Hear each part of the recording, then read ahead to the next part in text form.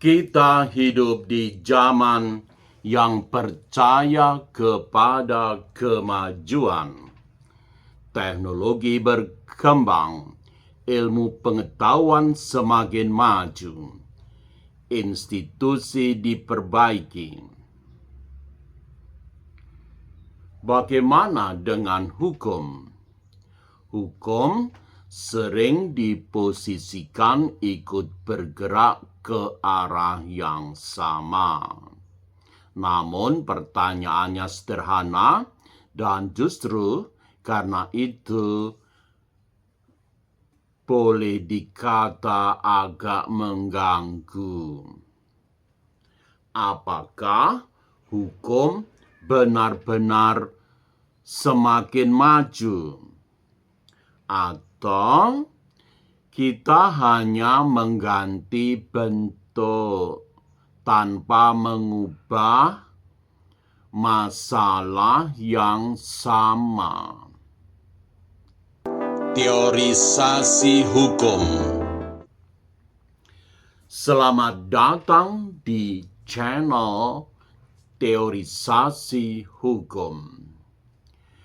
Tema hari ini, apakah hukum pernah benar-benar maju antara optimisme dan skeptisisme? Bagian 1. Optimisme. Hukum sebagai proyek kemajuan. Ada alasan mengapa banyak orang percaya bahwa hukum mengalami kemajuan.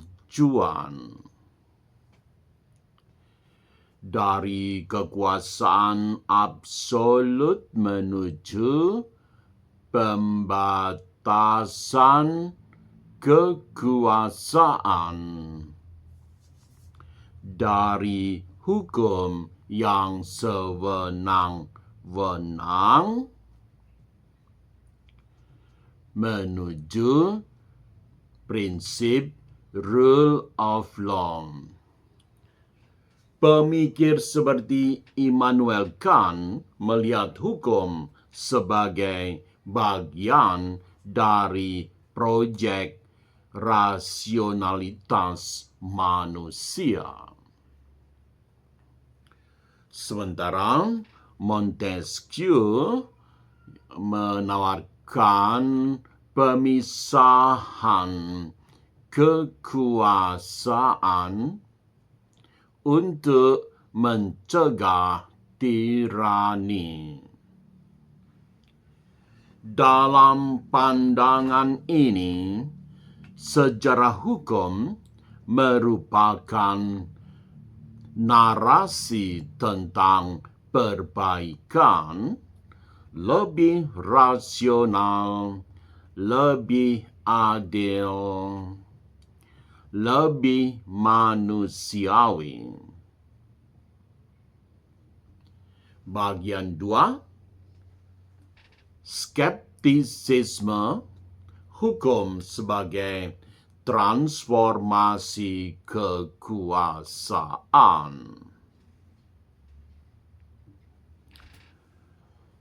Meski tidak semua sependapat, Michel Foucault mengajukan pandangan yang lebih gelap. Baginya, perubahan hukum bukan sekedar kemajuan, melainkan perubahan cara kekuasaan bekerja. Dahulu kekuasaan terlihat jelas. Dikenal adanya hukum fisik, kekerasan terbuka, dan sejenisnya.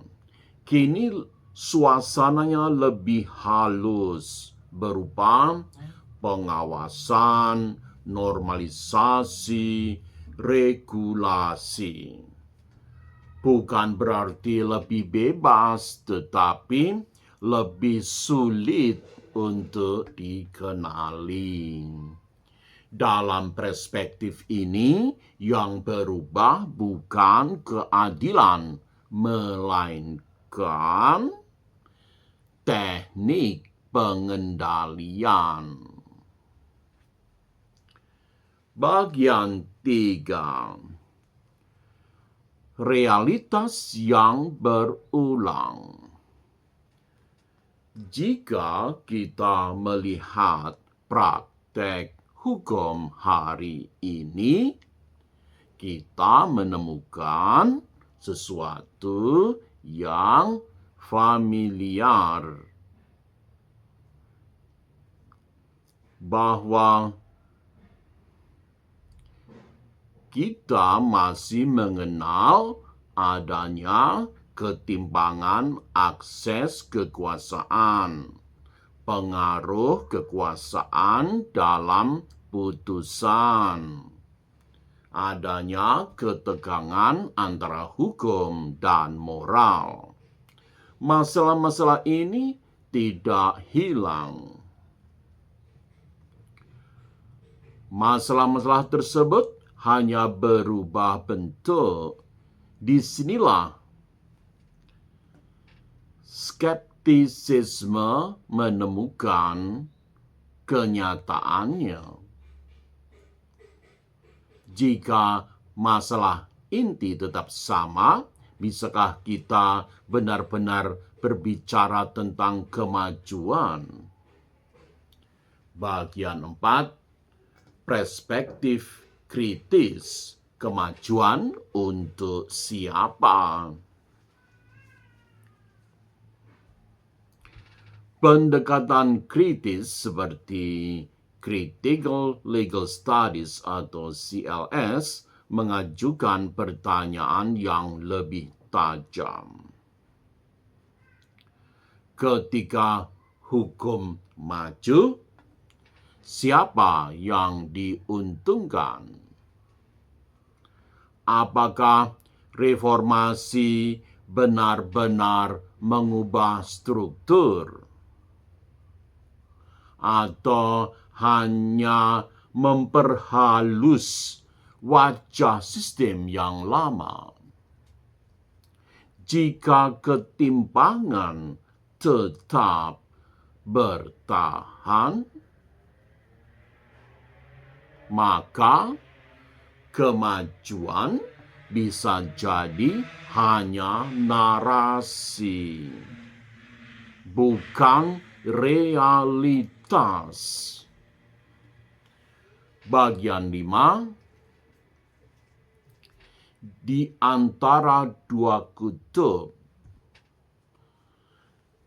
namun menolak seluruh gagasan kemajuan juga terlalu sederhana. Kita tidak bisa mengabaikan perubahan nyata di dalam masyarakat. Pengakuan hak asasi manusia, misalnya. Yang lain diketahui perkembangan proses hukum yang lebih terbuka, kesadaran publik yang semakin kritis.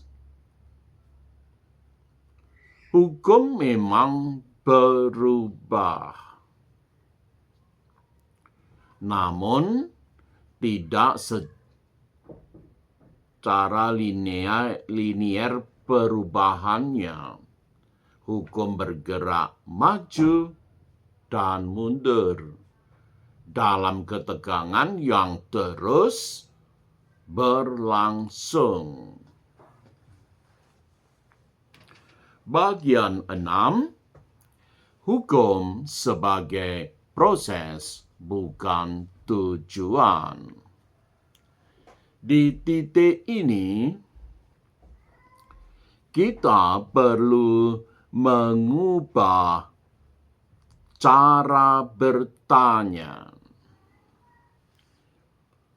Bukan lagi apakah hukum sudah maju, tetapi pertanyaannya adalah bagaimana hukum bergerak dan ke arah mana bergeraknya. Hukum bukan mesin yang otomatis berkembang. Hukum merupakan hasil dari perjuangan sosial, politik, dan moral. Hal itu mengandung arti bahwa arahnya tidak pernah pasti.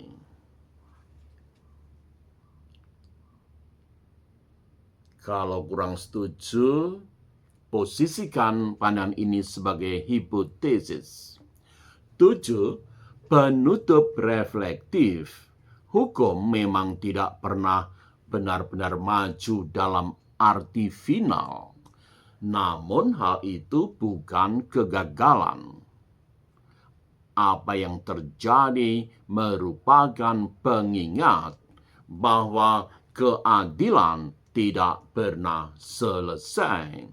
Keadilan selalu menjadi sesuatu yang harus diperjuangkan, dipertanyakan, dan diperbaiki.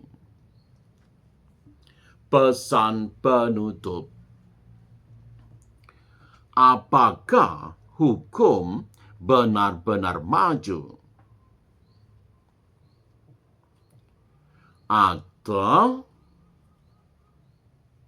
pertanyaannya adalah kita hanya berdiri di antara optimisme dan skeptisisme.